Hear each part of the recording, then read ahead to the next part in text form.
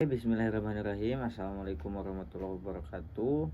Saya Faizaki Nur Rahman. Di sini saya akan menjelaskan mengenai profil negara Kamboja dalam mata kuliah Geografi Regional Negara Berkembang. Nah, langsung saja yang pertama, kita akan membahas mengenai geografi fisik negara Kamboja. Nah, Kamboja adalah negara yang terletak di Asia Tenggara dengan geografi fisik yang terdiri dari berbagai bentuk lahan. Berikut adalah rincian mengenai negara Kamboja. Nah, yang pertama letak geografis ya. Letak geografis negara Kamboja ini, Kamboja berbatasan dengan Thailand di barat dan utara, Laos di utara, dan Vietnam di timur dan tenggara. Di bagian selatan, negara ini memiliki garis pantai yang menghadap Teluk Thailand. Nah, letaknya atau letak astronomisnya berada di 10 derajat sampai 15 derajat lintang utara dan 102 derajat sampai 108 derajat bujur timur. Nah, di sini untuk sungainya yang dilalui oleh sungai di negara ini ialah Sungai Mekong ya. Nah, di sini ada cekungan Tonle Sap dan Sungai Mekong. Tonle Sap adalah danau, yaitu danau terbesar yang ada di Kamboja dan menjadi pusat sistem hidrologi negara ini. Danau ini penting untuk ekosistem perikanan dan irigasi. Nah, untuk sumber air dari danau ini ialah dari Sungai Mekong, dan keluarnya juga air dari danau ini kembali lagi ke Sungai Mekong gitu, mengalir lagi ke Sungai Mekong. Nah, Sungai Mekong mengalir dari utara ke selatan, melintasi negara ini sebelum menuju Vietnam dan bermuara di Laut Cina Selatan. Mekong merupakan sumber kehidupan utama bagi masyarakat Kamboja. Nah, yang selanjutnya di sini ada dataran rendah dan pegunungan. Nah, sebagian besar wilayah Kamboja adalah dataran rendah aluviasi yang ideal untuk pertanian, terutama budidaya padi. Nah, pegunungan utama meliputi Pegunungan Cardamom di barat daya, Pegunungan Dangrek di utara yang membentuk perbatasan alami dengan Thailand, dataran tinggi Elephant di bagian selatan, dan puncak tertinggi adalah Gunung Phnom Aural dengan ketinggian 1813 meter di atas permukaan laut. Nah, untuk yang selanjutnya, garis pantai dan kepulauan. Kamboja ini memiliki garis pantai sepanjang 443 km di Teluk Thailand. Beberapa pulau kecil terletak di lepas pantainya, seperti Koh Rong dan Koh Rong Samloem yang populer sebagai destinasi wisata. Nah, untuk iklim Kamboja adalah iklim tropis dengan dua musim utama, yaitu musim hujan dan musim kemarau ya. Seperti negara-negara di Asia Tenggara pada umumnya. Nah, untuk sebagian besar wilayahnya ditutupi oleh hutan tropis, meskipun deforestasi telah menjadi masalah besar dalam beberapa dekade terakhir. Nah, untuk yang selanjutnya, yang kedua, kita akan membahas mengenai geografi sosial di negara Kamboja. Nah, geografi sosial di negara Kamboja mencakup aspek-aspek yang berkaitan dengan distribusi penduduk, budaya, struktur masyarakat, dan pola pemanfaatan ruang sosial. Berikut adalah penjelasan utama tentang geografi sosial di negara Kamboja. Nah, yang pertama itu ada penduduk. Nah, pertama ada jumlah penduduk dan distribusi. Populasi di Kamboja yaitu sekitar 17 juta jiwa pada perkiraan di tahun 2023. Nah, penduduk terkonsentrasi di dataran rendah yang subur, terutama di sekitar Tonle Sap dan Sungai Mekong, di mana pertanian padi menjadi aktivitas utama. Nah, tidak hanya di daerah-daerah sekitar Tonle Sap dan Sungai Mekong saja ya teman-teman. Di daerah-daerah pantai juga, di daerah-daerah dekat pantai juga terdapat itu ya, penduduk yang banyak, karena memang ada beberapa aktivitas-aktivitas yang berhubungan dengan pertumbuhan penduduk di daerah-daerah tersebut. Nah, nanti akan dijelaskan di bagian mengenai permasalahan di Kamboja. Nah, yang selanjutnya daerah pedalaman dan pegunungan seperti pegunungan Kardamom lebih jarang dihuni. Nah, untuk komposisi etnisnya, mayoritas penduduk di Kamboja ialah etnis Khmer, sekitar 90%, dan minoritasnya yaitu seperti etnis Cham atau Muslim, Vietnam, Tionghoa, dan suku adat seperti Bunong dan Jarai. Nah, untuk bahasa resminya yaitu bahasa Khmer ya, yang mayoritas resmi dan mayoritas masyarakatnya menggunakan bahasa itu. Nah, untuk bahasa Inggris dan Perancis juga digunakan terutama di kalangan terdidik dan untuk tujuan pariwisata ya, karena memang negara Kamboja ini sering menjadi tempat wisata gitu oleh masyarakat seperti orang-orang Cina yang sering main ke Kamboja dan masih banyak lagi. Nah, untuk agamanya, agama mayoritas di Kamboja yaitu agama Buddha Theravada yang dianut sekitar 95% penduduk. Nah, minoritas agama meliputi Islam yang dianut oleh etnis Cham, Kristen, dan kepercayaan animisme yang masih dipraktikkan oleh beberapa suku adat. Untuk agama memainkan peran penting dalam kehidupan sosial dan budaya dengan banyaknya kuil dan situs keagamaan seperti Angkor Wat ya. Angkor Wat itu salah satu monumen bersejarah gitu bagi umat Buddha yang ada di Kamboja. Nah, untuk pola pemukimannya yang pertama ada urbanisasi. Nah, tingkat urbanisasi di Kamboja relatif rendah dengan sekitar 25 sampai 30% penduduk tinggal di wilayah perkotaan. Nah, untuk kota terbesarnya yaitu ada Phnom Penh yang menjadi ibu kota dari si negara Kamboja ini yang berfungsi sebagai pusat pemerintahan, perdagangan, dan pendidikan. Nah, kota penting lainnya meliputi Siem Reap dekat Angkor Wat dan Sihanoukville, pelabuhan utama.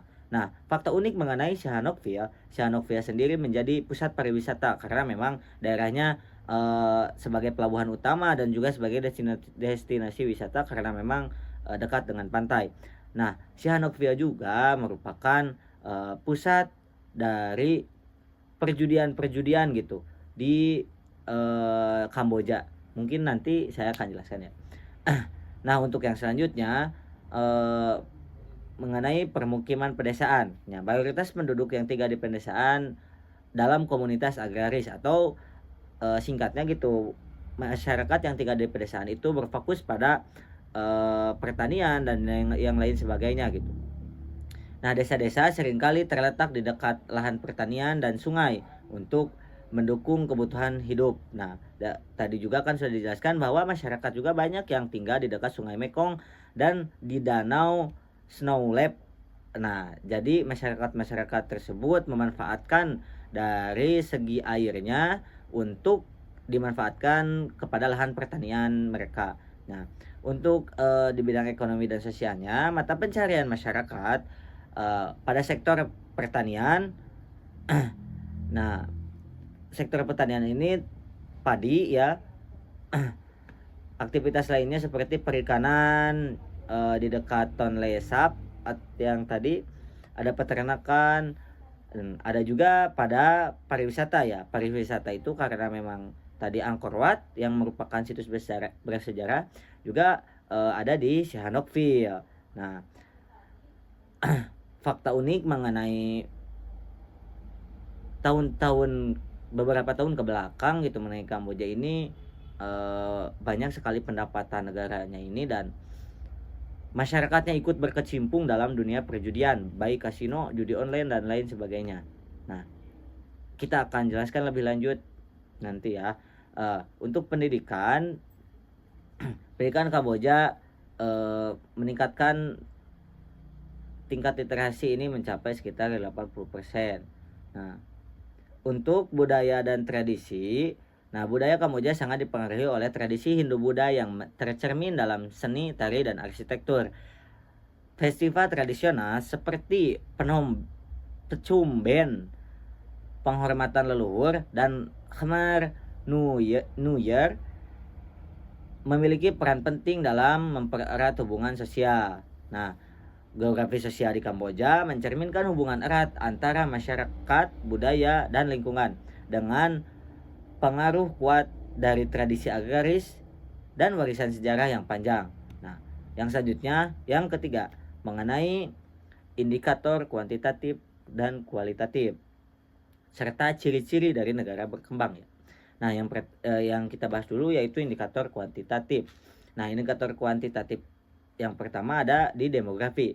Nah, populasi di negara Kamboja ini yaitu 17 juta jiwa pada perkiraan tahun 2023. Nah, untuk kepadatan penduduknya yaitu 96 orang per kilometer persegi. Pertumbuhan penduduknya yaitu 1,4% per tahun. Nah, untuk angka harapan hidupnya yaitu 70 tahun untuk pria dan 75 tahun untuk wanita.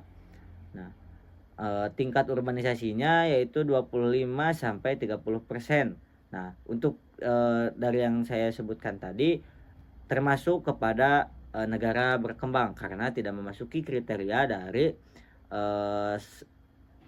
indikator-indikator kuantitatif negara maju. Nah, untuk ekonominya pendapatan per kapita dari negara Kamboja ini yaitu 1.800 US dollar, yaitu merupakan termasuk pada negara berkembang. Nah, untuk sektor ekonomi utama pertanian 22% dari PDB, 35% untuk industri terutama tekstil dan konstruksi. Untuk jasa 43% dari PDB karena memang pariwisata ini merupakan cukup baik gitu, cukup menggiurkan gitu bagi Kamboja ini karena memang sangat-sangat bagus gitu dari segi pariwisatanya, terutama khususnya pada pariwisatanya perjudian gitu. Nah, tingkat kemiskinannya yaitu 17% penduduk pada tahun 2022. Untuk tingkat penganggurannya 0,3%.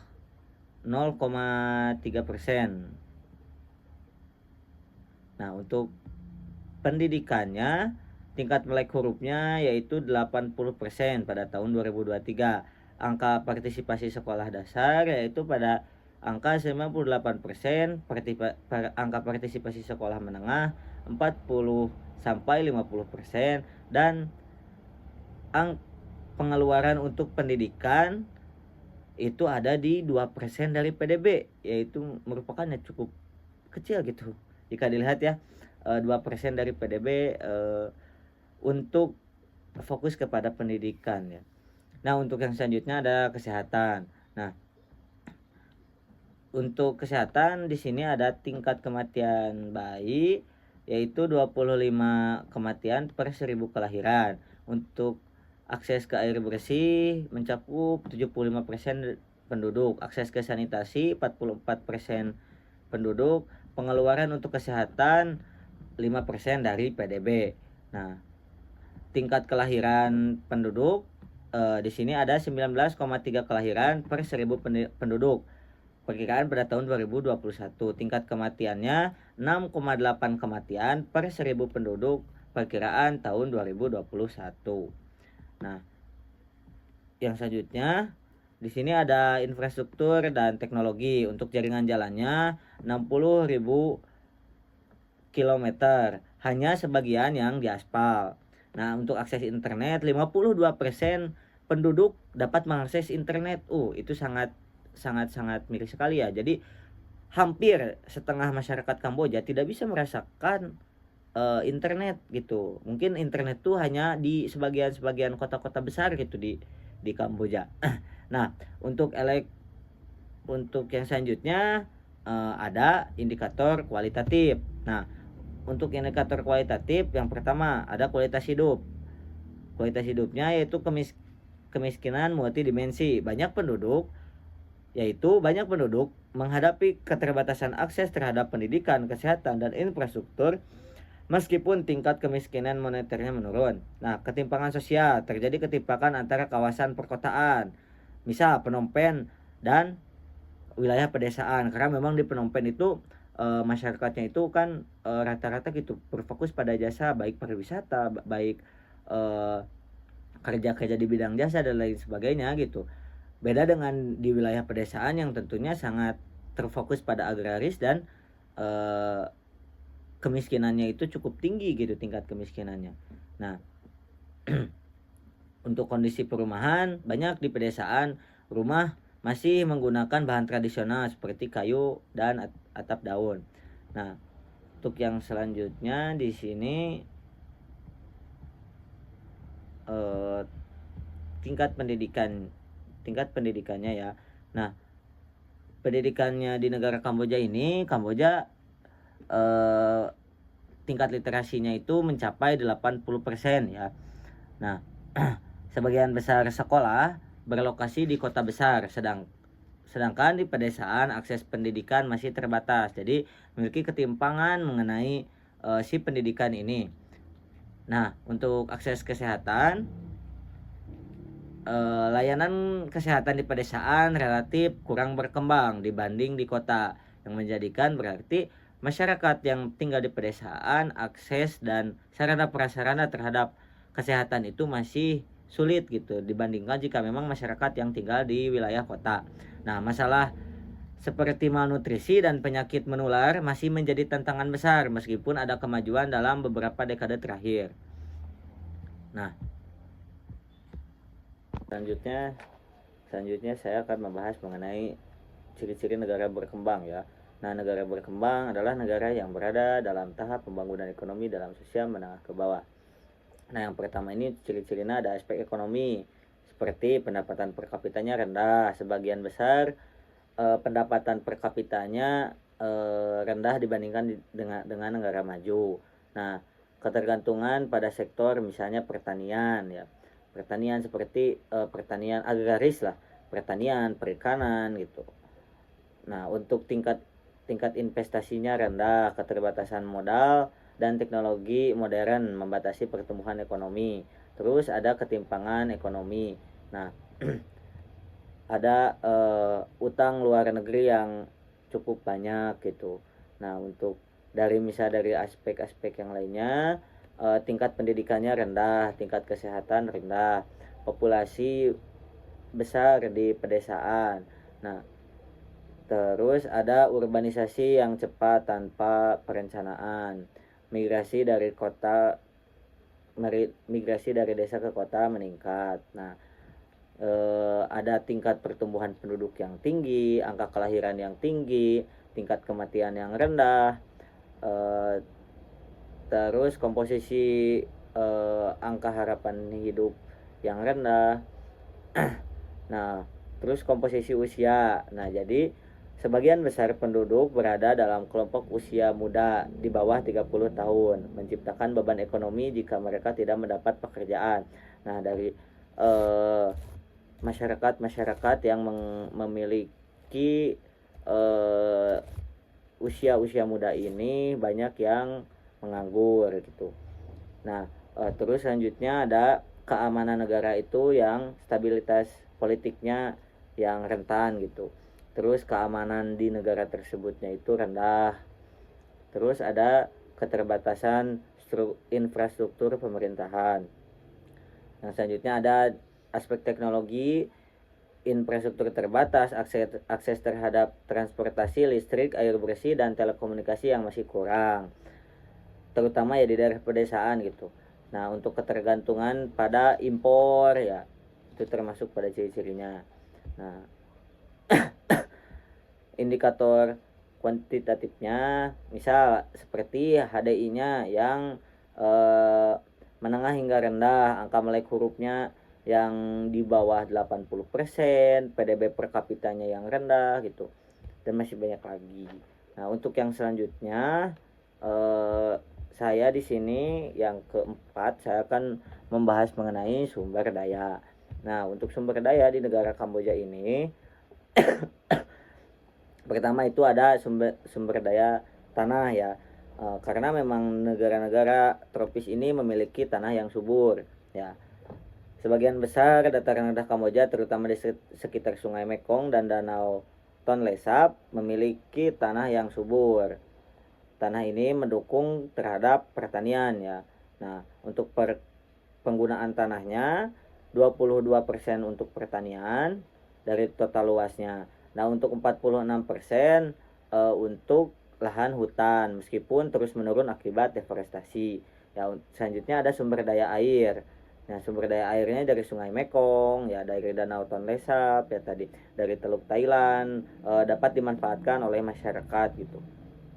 Nah, yang selanjutnya ada hutan dan kehutanan. Nah, untuk jenis hutannya itu hutan tropis.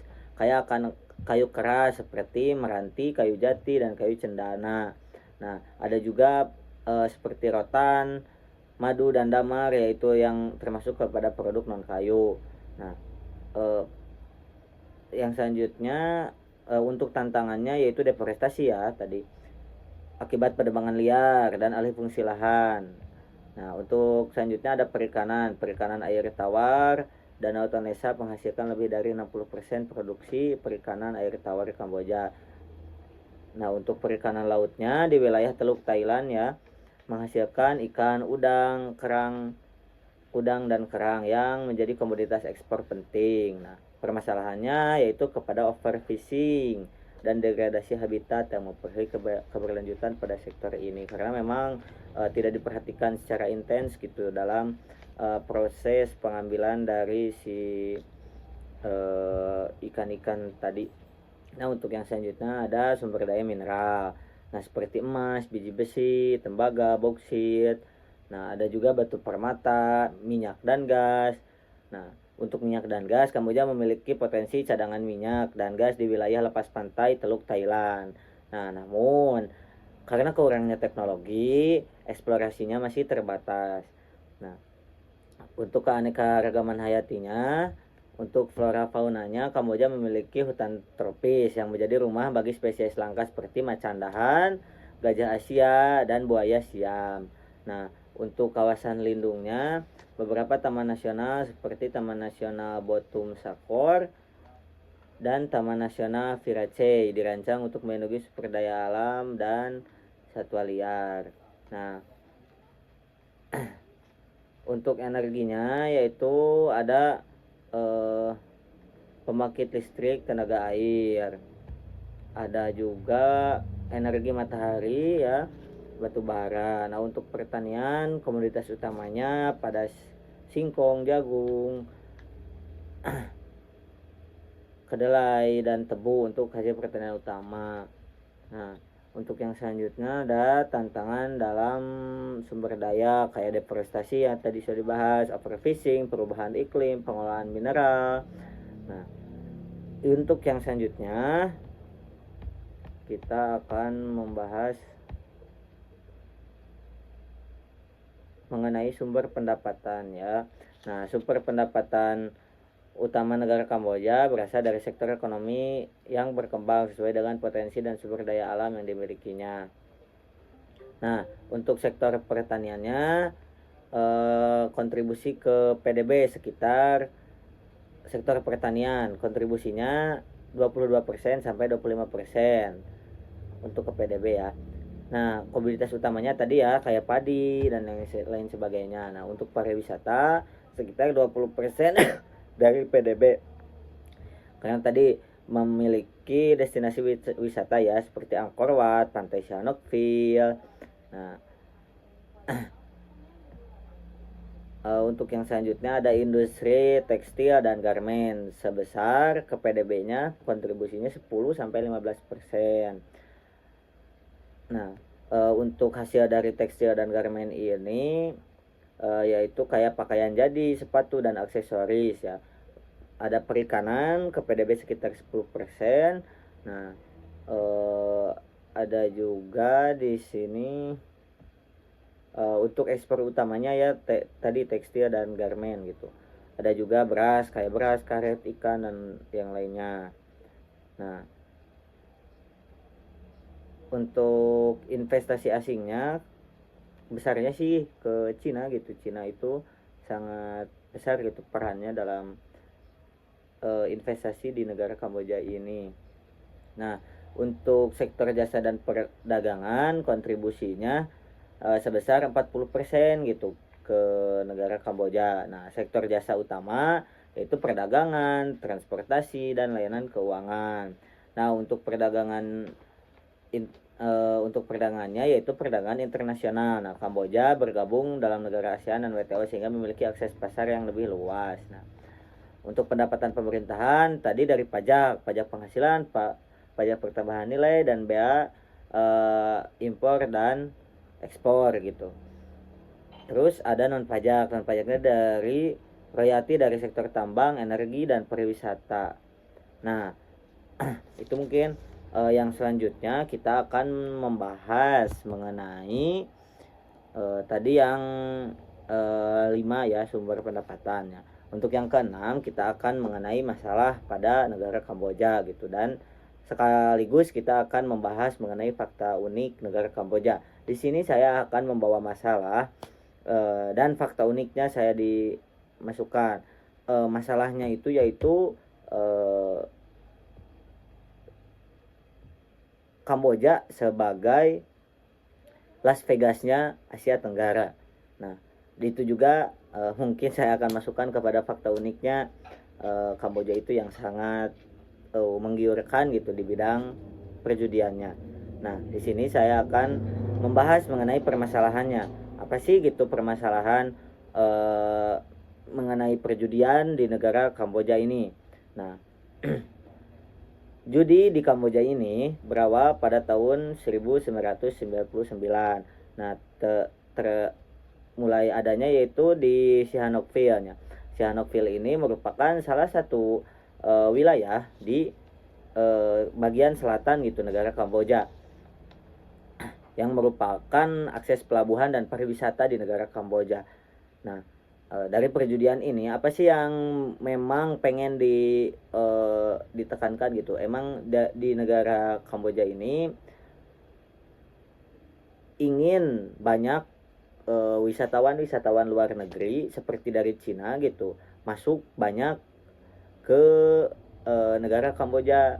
Nah, dengan cara apa? Dengan cara mendirikan kasino-kasino di wilayah-wilayah awalnya itu di wilayah Sihanoukville. Nah, mengapa gitu kasino ini ataupun Kamboja ini sangat berambisi gitu dalam ingin sektor pariwisata dan jasa dari bidang judi ini gitu. Nah, diawali dari memang sebelumnya pernah perang saudara gitu. Perang saudaranya itu pada tahun 1994 yang menjadikan pengeluaran negara itu sangatlah banyak gitu dan kurang berkembang gitu dari bidang sektor-sektor yang lainnya, karena jika mengandalkan dari agraris gitu memang kurang gitu jika tidak dibarengi dengan aspek-aspek lain untuk meningkatkan PDB gitu atau pendapatan per kapita. Nah, untuk tadi Sihanoukville ya, untuk kota-kota dengan perjudian di negara Kamboja ini yaitu ada Sihanoukville, Phoi Phet, Osmat dan Buffet. Nah, kota-kota ini merupakan kota-kota yang memang berseberangan atau bertetanggaan dengan negara lain. Mengapa bisa seperti itu gitu? Di daerah-daerah yang memang bertetangga dengan negara lain makar gitu di bidang perjudiannya, karena memang kota-kota tersebut itu negara Kamboja itu memiliki regulasi mengenai perjudian itu tidak seketat di negara-negara seperti Thailand dan Vietnam. Nah, yang menjadikan negara-negara negara lain itu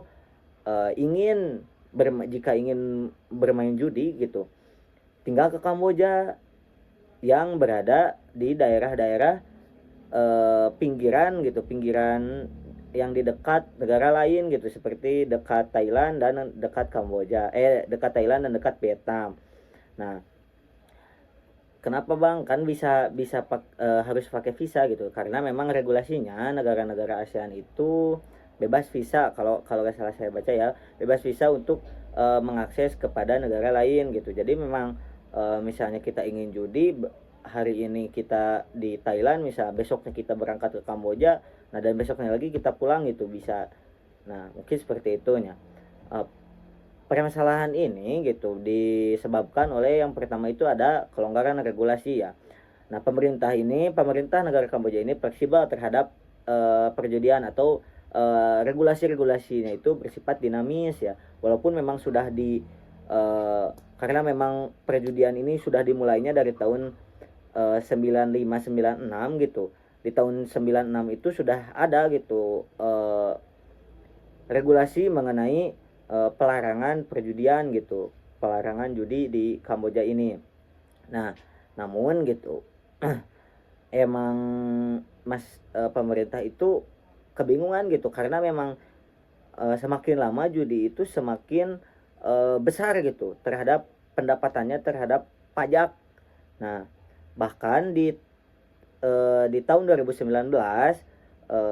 dari judi itu 80 juta US dollar atau sekitar 1,2 triliun dari pajak perjudian itu di Kamboja. Nah, jadi regulasinya itu orang-orang Kamboja itu dilarang untuk berjudi ya, karena memang jika memang masyarakat Kamboja berjudi tentunya akan mempengaruhi dari psikis gitu, baik dari pendapatan negara dan dari yang lainnya gitu, sangat-sangat mempengaruhi kepada masyarakat Kamboja.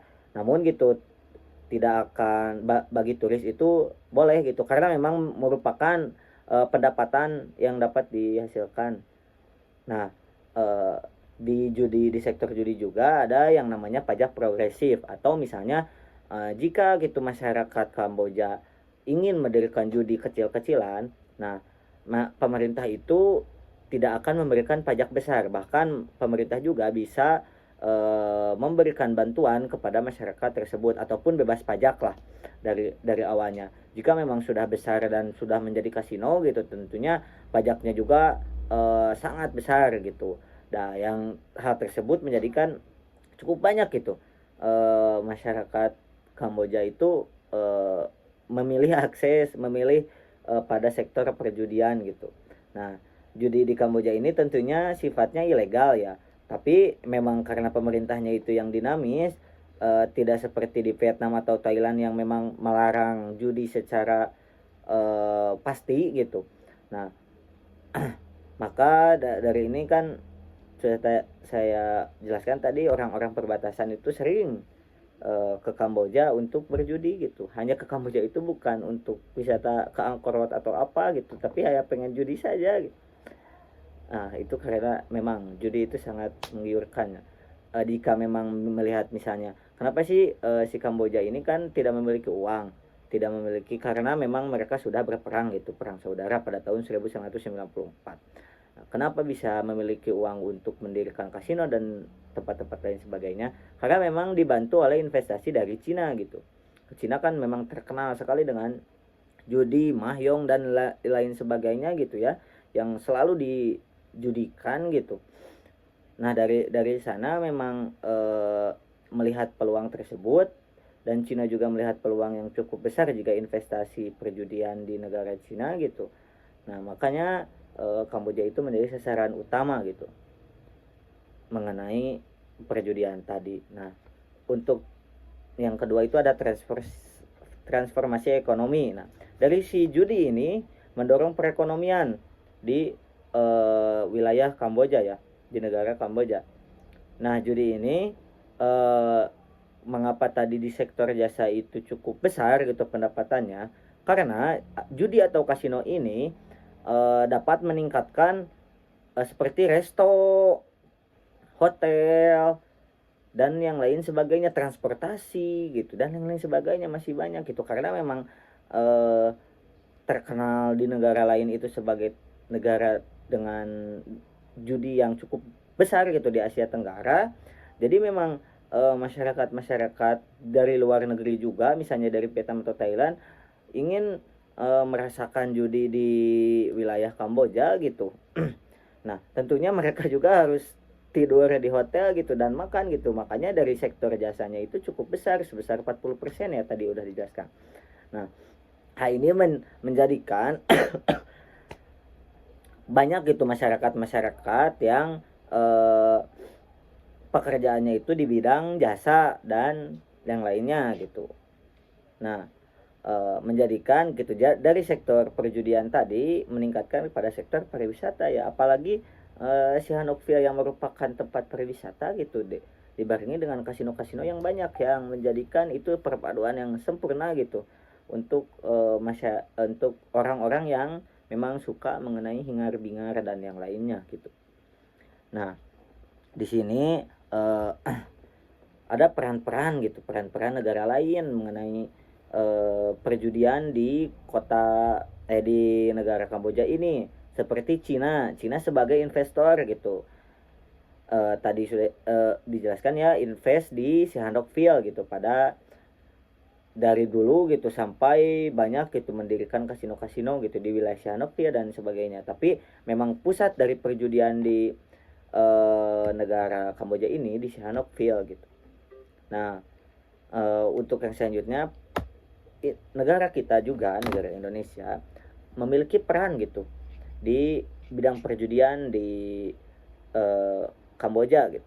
Mengapa seperti itu gitu? Karena memang negara kita ini memiliki sumber daya manusia yang cukup unggul gitu jika dibandingkan dengan jika dibandingkan dengan masyarakat Kamboja sendiri gitu. Karena memang masyarakat Kamboja sendiri itu ada gitu, cuman emang harus 2 kali lipat gitu. Misal bandar-bandar judi itu harus 2 kali lipat dalam mengajarkan harus ininya itu. Di sektor perjudian itu harus 2 kali lipat dari misalkan memang bahasa kemarin itu kan bukan bahasa bukan bahasa Latin gitu, bukan bahasa yang seperti kita ketahui gitu, tapi kan Indonesia memang bahasanya abjadnya itu seperti itu gitu. Nah, yang menjadikan si Indonesia itu pengusaha-pengusaha judi di Kamboja itu daripada mikirnya gini gitu, daripada memilih masyarakat Kamboja yang sulit belajar juga sulit dalam mengajarkan mengenai pembelajaran di sektor perjudian gitu, lebih baik kita ke Indonesia yang memang sudah agak mumpuni gitu. Nah, jadi permasalahannya itu banyak gitu masyarakat Indonesia yang memang bekerja di sana. Bahkan saya melihat gitu di beberapa channel YouTube lowongan kerja menjadi admin judi ataupun admin di yang berhubungan dengan judi ya di Kamboja itu lokernya sampai di Indonesia gitu. Nah, banyak juga yang kemarin viral di media sosial di Kamboja, banyak warung nasi ataupun kayak pecel lele dan yang lain sebagainya, tapi di Kamboja gitu dengan bahasa Indonesia gitu. Karena memang banyaknya masyarakat Indonesia yang bekerja di sana. Jadi masyarakat Indonesia yang memang sudah habis kontrak di perusahaan judi dan yang lain sebagainya itu, nah mereka memilih untuk mereka tidak bisa kembali ke Indonesia gitu, tidak memiliki biaya dan yang lain sebagainya. Nah, mereka memilih membuka usaha kayak pecel lele ataupun rumah makan gitu di sana. Nah, mungkin seperti itu. Nah, itulah fakta unik dan permasalahan gitu. Nah, ada juga sifat pemerintahnya ya. Tadi kan sifat pemerintahnya dinamis dalam regulasi, nah plan lah dalam regulasi dan lain sebagainya. Ini juga ada tambahan sifat dari pemerintah Kamboja itu ialah Kamboja merupakan salah satu negara terkorup di Asia Tenggara, yang menjadikan ya negara Kamboja ini ya cukup mudah mungkin ya jika memang kita ingin mendirikan kasino ataupun apa gitu, kita kena channel di pemerintahan ya lolos gitu. Nah, mungkin seperti itu. Nah, banyak gitu di detik.com gitu dibahas di sini para WNI itu bekerja sama dengan WNI di Kamboja gitu. Jadi pasar dari perjudian di Indonesia ini karena memang tadi ada hubungan gitu. WNI yang bekerja di Kamboja, mereka itu bekerja sama dengan para bandar, para admin judi online gitu yang ada di Indonesia. Jadi memang si masyarakatnya itu kan perlu gitu adanya situs-situs yang di-share gitu, yang tentunya itu harus diakses oleh orang-orang yang ada di Indonesia gitu. Nah, jadi memang situs resminya itu berasal dari Kamboja, cuman memang disebarkan gitu oleh masyarakat-masyarakat yang bekerja berkecimpung dalam judi online gitu di Indonesia gitu. Makanya pemerintah kita sangat melarang kepada sifat sikap judi online itu. Memang karena tentunya sangat merugikan negara kita, tidak hanya merugikan diri sendiri, keluarga dan pemerintahan dan negara gitu. Karena emang jika memang mengeluarkan uang untuk hal seperti itu yang kita rugi gitu, keluarga rugi, negara juga rugi gitu, karena memang pendapatannya itu pasti masuknya ke negara Kamboja gitu. Karena memang jadi kurangilah dalam judi online gitu dan lain sebagainya, baik itu judi online dalam bentuk apapun gitu, judi bola ataupun judi slot dan yang lain sebagainya. Kurangilah gitu, sayangilah diri Anda, sayangilah keluarga Anda, karena kemenangan seorang penjudi ialah berhenti. Terima kasih, saya Faizaki Nur Rahman. Cukup untuk presentasinya. Billahi taufiq wal hidayah. Wassalamualaikum warahmatullahi wabarakatuh.